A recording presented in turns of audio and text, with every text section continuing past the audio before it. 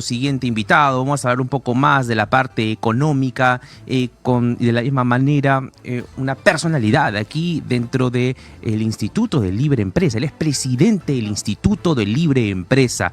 Él es José Luis Tapia y tiene una manera de explicar bastante clara, bastante notoria y también bastante polémica, porque nos trae la escuela de la parte clásica, la parte que promueve la libertad. Como lo recalcamos, él es presidente del Instituto de Libre Empresa y por supuesto siempre es muy preciso con sus comentarios, es por eso que lo invitamos constantemente. Estimado José Luis, Dios te bendiga. Muchas gracias, Juan Diego, felicitaciones nuevamente, te lo ha hecho también saber eso Juan, yo también me auno a lo mismo, te deseo muchos éxitos y que Dios te bendiga de aquí para adelante. Muchísimas gracias, José Luis, vamos a estar conversando mucho y muy frecuente por aquí, definitivamente por la manera en la que explicas las cosas. Probablemente no vayamos a estar de acuerdo al 100% en todo, pero ahí está la riqueza de la conversación, en las diferencias, en las discrepancias. Así que, mi estimado José Luis, vamos a ver un poco de lo que ha sido de la misma manera el mensaje a la nación, porque sigue siendo noticia. Si bien es cierto, ayer fue la parada cívico-militar, hubieron desórdenes por allí, se quiso dar un baño de popularidad la señora presidenta. ¿Cómo has vivido tú? Vamos a analizar en breve la parte económica, pero ¿cómo has analizado tú desde tu posición como ciudadano lo que has visto el 28 y 29 de julio? Bien, bastante sobresaltado. Creo que las personas en general sienten que la presidente no los representa, no me representa tampoco a mí. Y eso es algo pues que a estas alturas queríamos darle una estabilidad institucional al país, una democracia sólida, garantizada de aquí al 2026. Estemos todavía con la duda si la presidenta va a sobrevivir en este último tramo que le queda. Como dijo Juan hace un momento, ojalá que haga bien las cosas, ¿no? Porque si no vamos a estar de nuevo con esto de la vacancia, ¿no? Entonces hay que tener mucho cuidado con las personas que vamos a elegir de aquí para el 2026, para no estar hablando de que apenas haya entrado el nuevo presidente, se le esté ya pensando quién va a ser el próximo, ¿no? Imagínate esa concepción que tenemos de la política y de la estabilidad. Apenas entra ya estamos pensando en los próximos 5 años quién va a ser el próximo presidente. Eso es lo que ocurrió con el señor Pedro Castillo, ¿no? Claro. Si tú te diste cuenta, la ciudadanía estaba disconforme una parte y ya están hablando de cambios y ese tipo de cosas, ¿no? Y hay que estar preparados, o sea, hay que cumplir de nuestra parte ciudadana, nuestro deber cívico, sí, de estar informados de quiénes son los que tienen realmente planes bien consolidados. Los planes de gobierno son muy poco leídos por la ciudadanía, sí, y es que también les agregan muchas partes técnicas, quizás, José Luis, y cuando hablamos en términos económicos, por ejemplo, es necesario mencionar conceptos importantes, pero ¿cómo evalúas tú haciendo ya en estos 3 años de gestión que ha tenido, poco menos quizás, de Dina Boluarte en la parte económica?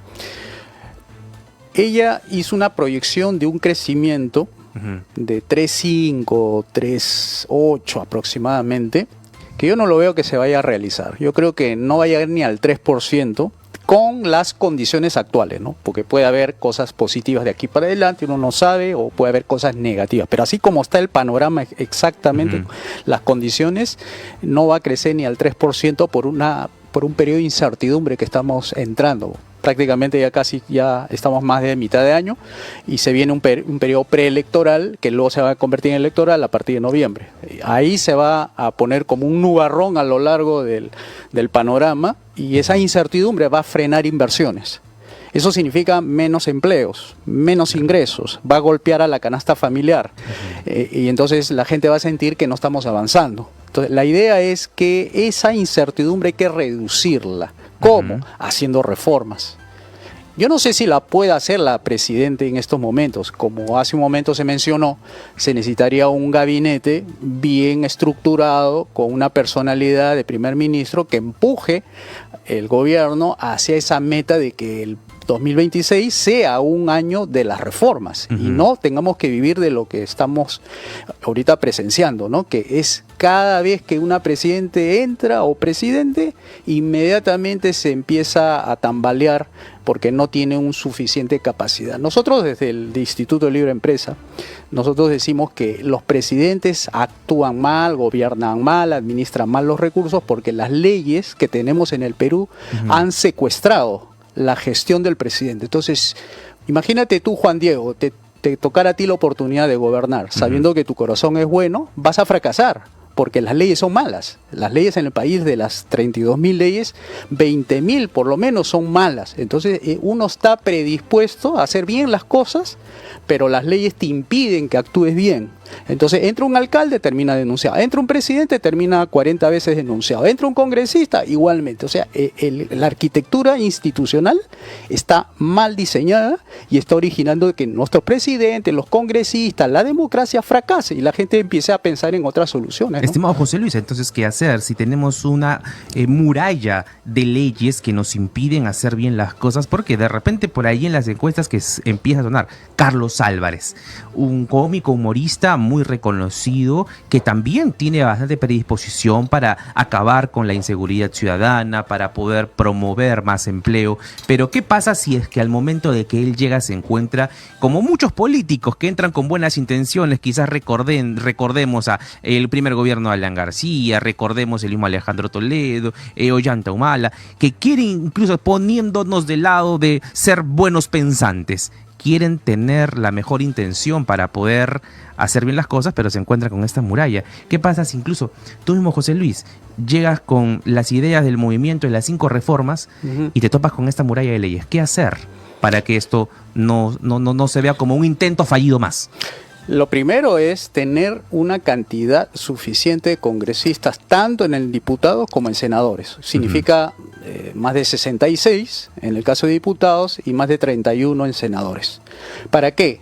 Para que la iniciativa que salga de diputados salga con un paquete de ley ómnibus, así se le dice. Okay. El paquete de ley ómnibus significa que vas a tener que presentar una derogación, eliminación de leyes, se llama así, de las malas leyes.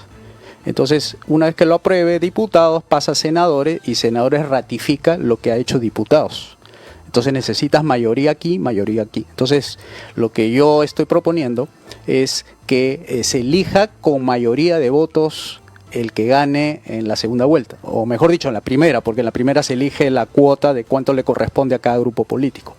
Que el que gane en la primera vuelta, gane contundentemente, para que tengan los votos tanto en diputados y tanto en senadores, y que sean congresistas de tipo liberal clásico, o sea, que vayan con el ánimo de derogar leyes, no de promulgar leyes. Ok. Ese es el o sea, punto bajarse distintivo. las que están ahí siendo obstáculo. Sí, esa es, y eso le va a tomar tiempo. Una vez que tú haces eso, entonces le estás habilitando al Ejecutivo, o sea, al presidente, para que esas leyes haga su programa de gobierno conforme a esa derogación de leyes. Porque eso significa, pues, una serie de reformas, ¿no? Reforma política, reforma económica, educativa, salud y pensiones, y para eso requiere tener a la habilitación legal, porque el presidente no legisla, el presidente ejecuta. Claro. A diferencia del legislativo. Por eso es poder ejecutivo. Exacto. Entonces necesitas el apoyo del Congreso para que el otro pueda gobernar bien. Si no tienes la derogación de las leyes malas, el presidente va a gobernar mal. Necesitamos, el Congreso es realmente el que gobierna en una democracia, no es el Ejecutivo. El Ejecutivo ejecuta lo que le ha dejado el Legislativo.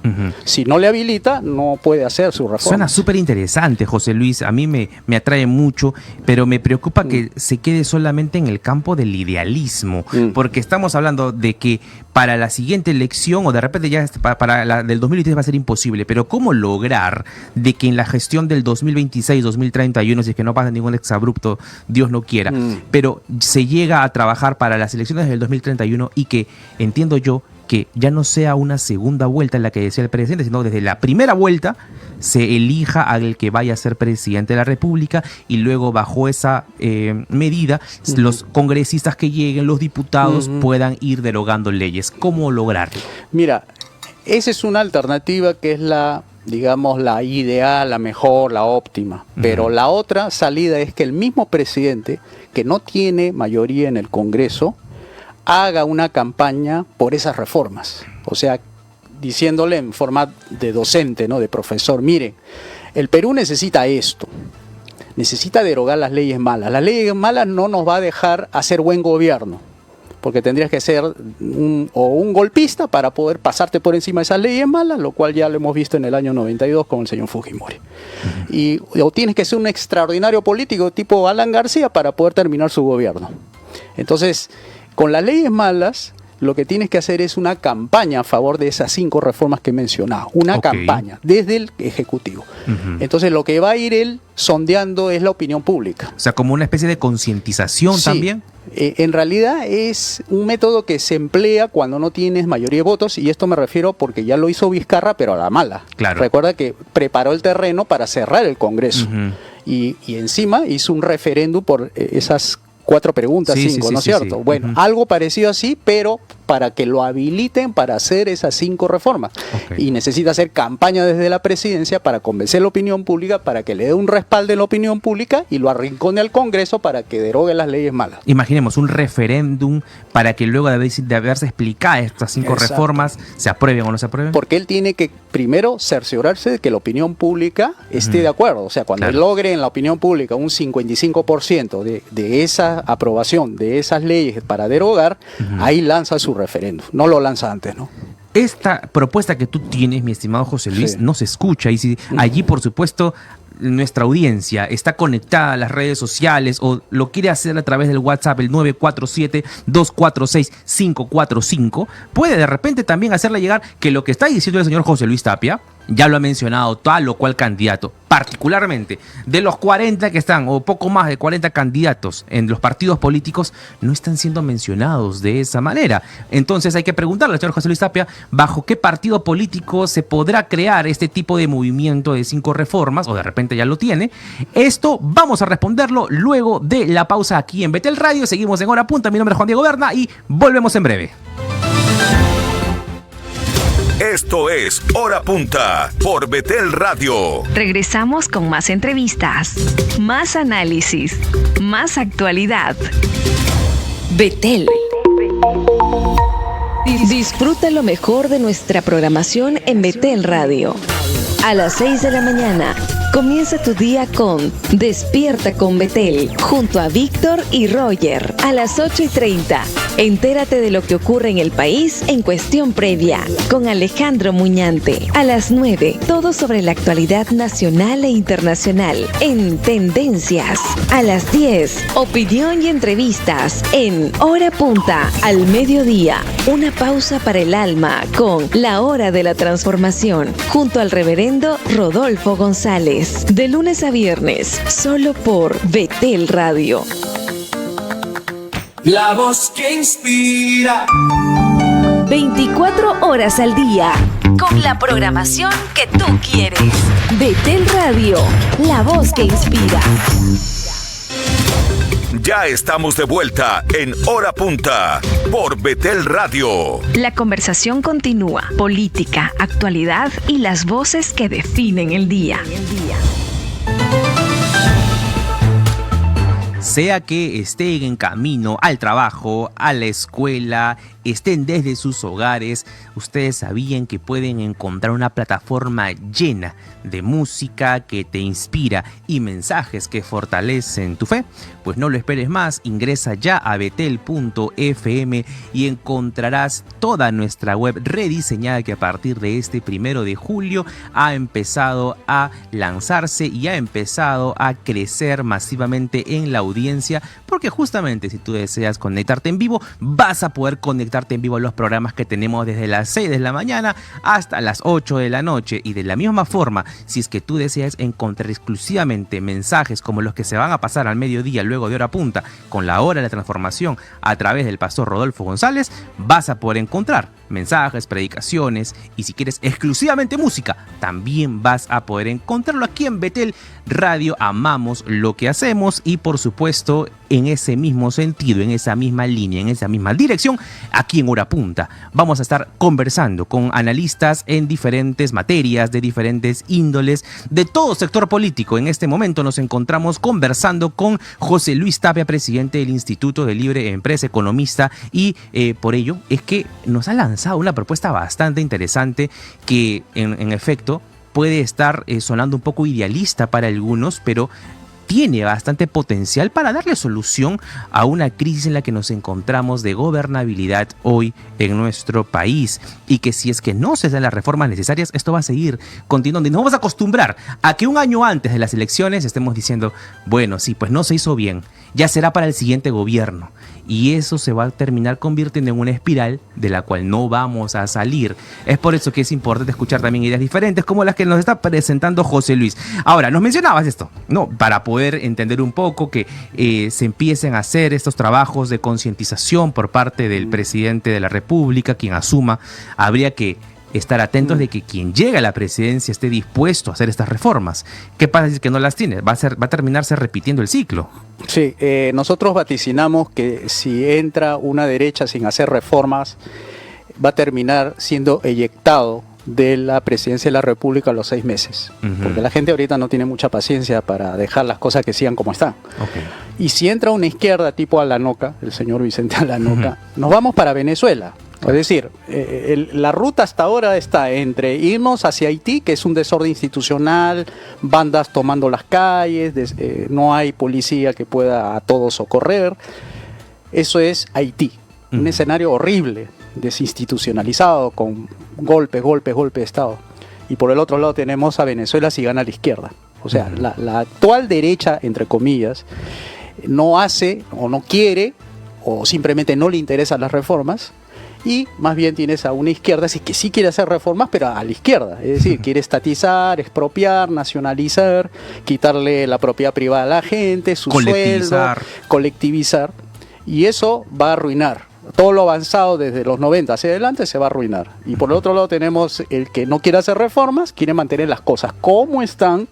Y como están, pues tampoco se progresa. La gente quiere progreso, no que solamente quiere vivir sobreviviendo, digamos así. Claro. Entonces necesitamos a alguien que salve de esta disyuntiva. Es decir, acá tiene que abrir uno de frente, pero eso tiene que ser un presidente reformista, con reformas de libre mercado, de gobierno limitado, mercado libre, propiedad privada, pero sin miedo, no escondiendo. Porque si vas a engañar a la gente, entonces la gente te castiga por haber engañado. Y hay que reconocer que Martín Vizcarra se atribuyó esas credenciales de apoyo ciudadano y se lanzó a hacer una campaña en un referéndum que había él mismo promovido y indujo a la población a que marque o sí o no su campaña, ¿no? El sí, no.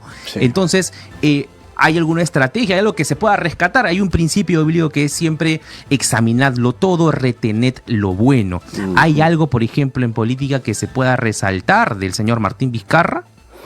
Bueno, el atrevimiento de querer hacer un cambio para peor, el atrevimiento, no lo que hizo. Claro, ok. Sino atreverse a hacerlo, aunque le digan lo que le diga el Congreso, aunque le diga lo que le diga sectores interesados en que las cosas no cambien, el atreverse a hacerlo, yo creo que esa es una, digamos, condición necesaria para lograr lo que queremos en el Perú, un cambio real de 180 grados.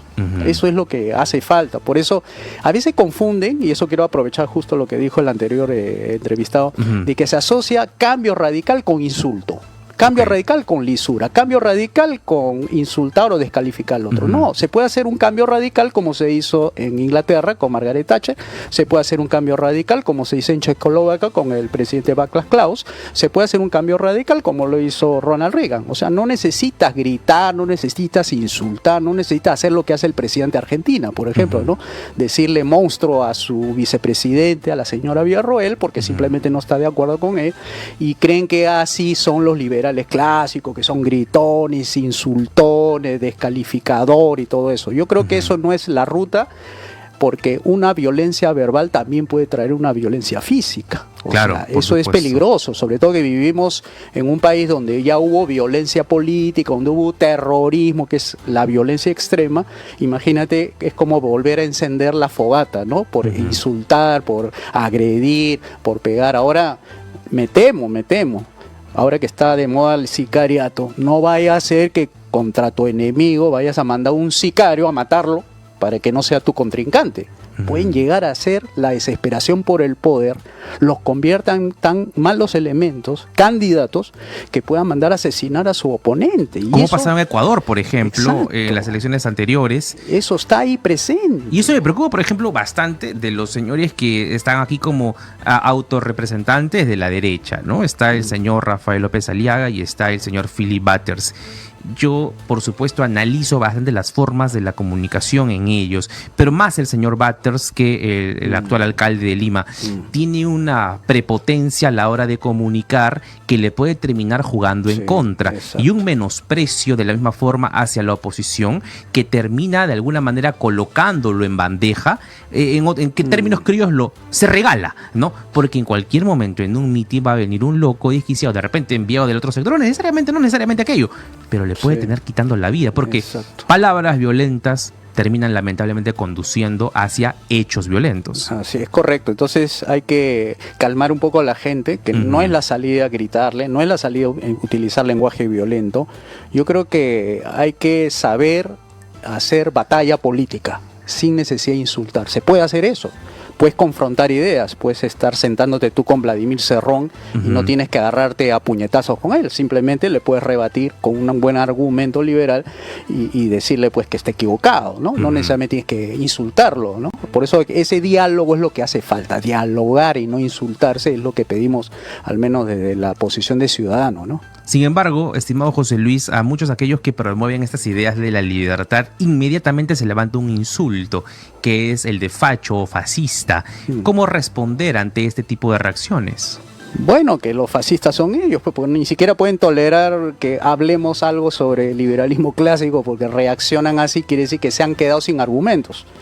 La persona que insulta es aquella que se ha quedado sin nada que decir, ¿no? Por eso recurre al ataque ad hominem, o sea, significa a la persona y no al argumento, y se ha puesto de moda eso, ¿no? O sea, para descalificar, no descalifica el argumento, sino descalifica a la persona que lo dijo, ¿no? Y ocurre del otro lado también, ¿no? Que inmediatamente responde a aquellos que no responden, o sea, aquellos que no concuerdan con sus ideas, eres un zurdo, no resentido, que Sí, también es un... También, sería lo no, mismo, eso ¿no? sí, Ok. yo creo que debe por los dos lados, ¿no? Respetarse mutuamente, tener ideas contrarias, eso hace bien, porque de ahí se sale el punto crítico, donde está la debilidad del argumento, ahí reparas tu error, si es caso lo tienes, y bueno, enmiendas, y si no tienes error, el otro se verá equivocado, entonces él mismo tendrá en su conciencia qué cosa tendrá que cambiar. Mi estimado José Luis, y en el panorama electoral, ¿ves algún político que esté dispuesto a bajarle los humos, de calmar las aguas, de que pueda bajarle un poco al entredicho ideológico de que si eres de derecha o izquierda, eres un zurdo, eres un de derecha y con los insultos que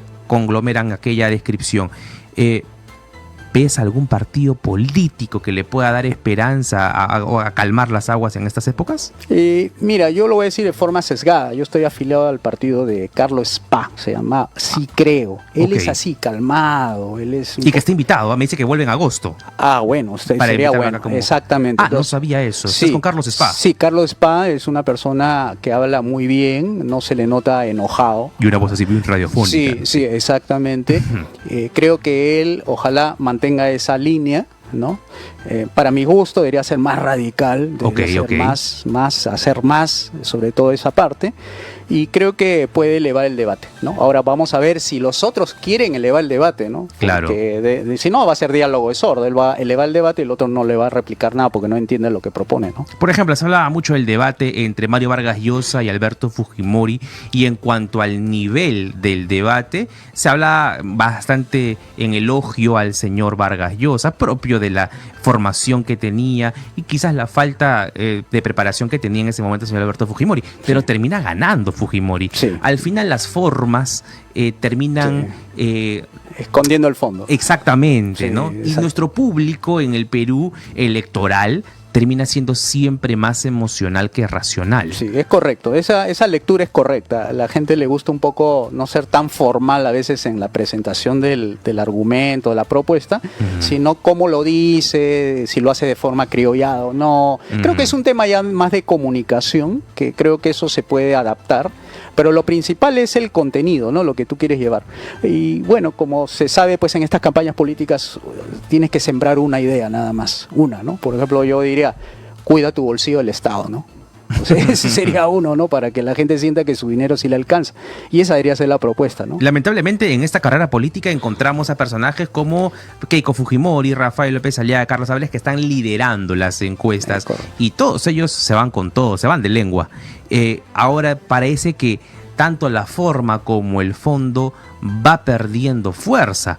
¿Cómo poder allí asesorar desde tu parte, José Luis, al señor Carlos Spa para que pueda entrar a tallar tanto en forma y en fondo? Bueno, él tiene, creo yo, buenos asesores por ahí para comenzar. Yo creo que se está ¿Hay algún asesorando. conocido? No, que yo tenga conocimiento, Okay. no. Ahorita él está en una posición, creo, más de dosificar las entrevistas. No quiere todavía exponerse a lo que es lo que han hecho los otros candidatos, los 10 que han estado desde temprano haciendo su candidatura. A los 10 se lo han volado, entre ellos el señor Hernando de Soto, y así, ¿no? Carlos Añaño y todo ese grupo, ¿no? Entonces él no está buscando ese tipo de madrugar rápidamente, sino va a guardarse un poco hasta noviembre, dosificando las entrevistas gradualmente, ¿no? Porque obviamente le están pidiendo, pero él no está consiguiendo todas las entrevistas. O sea, tiene que cuidar mucho también porque puede haber tachas, observaciones, y se van a querer tumbar la candidatura antes de que él postule, ¿no? Entonces Claro. eso hay que cuidar mucho eso, ¿no? Repíteme el nombre del partido, por favor. Sí, es el partido Sí Creo. Sí creo. Sí, todos juntos, Sí Creo. Ah, interesante. Sí, y el símbolo es una velita misionera. Así. Ah, mira. Sí, y él se llama Carlos Spa, ¿no? Ujú, O sea, sí. si quieren ver la página web, ahí está, ¿no? sicreo.org.pe. Sí, lo he ¿no? visto. Es el único, te diré, porque yo he investigado de todos Sí, los por partidos, he supuesto. encontrado. Y es venimos el más hablando cerca. hace meses sobre Sí, esto. Sí, y no he visto otro. Es el único rescatable, dirías tú. Rescatable, no coincide todo lo que yo quisiera que coincida, pero por lo menos va en una dirección que no es contraria a lo que yo también quiero, ¿no? Entonces, En el aspecto de las 5 reformas que entiendo yo es política, educativa, salud, pensión y ¿cuál más? económica. Y económica. Sí. De estas 5 reformas que se necesitan y que tú promueves, ¿cuál está tomando también en concordancia el señor Carlos Spa? Creo que en la reducción de la intervención del Estado. Del aparato estatal. Sí, en eso sí estamos claros, en la disminución de impuestos también. Tal vez el número sea un poco, yo más quisiera que sea un solo impuesto nada más lo que se cobra en la economía, pero él cree que se puede sobrevivir con 4 o 3. Y lo que es las funciones del Estado, o sea, las representativas en ministerios, lo quiere reducir. Nosotros proponemos 7, él no sé si está proponiendo 8 o 9, pero está por ahí en ese número. Luego el mercado que sea lo más libre posible. Yo quisiera que sea totalmente libre, pero él todavía mantiene esa postura. Y la reforma educativa, la de salud y pensiones, él cree que todavía el Estado tiene que mantener alguna presencia. Yo Pero creo eso, que no. Claro, por Yo no. supuesto, pero No. la estás aceptando. Digamos en cierta manera, ¿no? Ajá. Porque hay mecanismos para hacer más viable eso que él quiere. Él quiere que compitan los colegios estatales, ¿no? Entiendo. Mi estimado Sí. José Luis, ¿y te veremos formando parte de la lista hacia los diputados o senadores? No lo sé, porque eso está en manos de, digamos, de una comisión electoral que inscribe en lista, etcétera. O sea, ahorita hasta no ver mi nombre no digo nada al respecto, así que ya veremos si hay novedades al respecto, ¿no? Mi estimado José Luis, bríndanos por favor tu reflexión final respecto al panorama electoral que se nos viene, de repente por ahí comentar un poco de lo que le espera también a Dina Boluarte en este año que le queda. Bien, yo quisiera primero decir que, digamos, Dios hace las cosas por algo. Y si yo estoy, digamos, involucrado en algo en política es porque sé que tengo una misión por ahí que hacer algo al respecto. Yo al menos pretendo ayudar al Perú desde donde esté. Estoy hace 30 años con este tema del liberal, gobierno limitado, imagínate, ¿no? Bueno, ahora se acerca un poco más al tema del poder. Pero en términos de lo que la presidenta tiene que hacer, ojalá se ilumine y tomara las 5 reformas. Imagínate, ¿no? ¿Qué pasa eso? Pero Un milagro tendría que Sí, ocurrir. tendría que ser un milagro. Y bueno, entonces si eso ocurre, estamos bien, ¿no? Y ya será el otro gobierno que la continúe, ¿no? Pero ojalá. Sí, ella podría quedar en la historia si se Sí. arriesga a tomar realmente decisiones fuertes motivadas por amor, no tanto por revanchismo o venganza, Sí, ¿no? correcto. Además, sería un cambio trascendental, porque hacer lo que se supone tiene que hacer en las 5 reformas implica reducir el tamaño, la burocracia, todo eso que estorba a la gente que quisiera lograr su progreso, llevarse su pan para sus hijos de manera completa y no que le estén quitando en el camino por impuestos, etcétera. Todo eso lo podría conseguir con las 5 reformas. Entonces, ojalá que se ilumine, ¿no? Esperamos que así sea, estimado José Luis. Te agradecemos tu tiempo y vamos a estar frecuentemente aquí analizando diferentes temas. Ha estado en nuestros estudios el presidente del Instituto de Libre Empresa y ahora también habiéndonos aclarado un poco acerca de su postura política, siendo inscrito en el partido Sí Creo del señor Carlos Espa. Estimado José Luis, Dios te bendiga. Gracias por tu Muchas tiempo. gracias, igualmente, Juan, a ti también. Estamos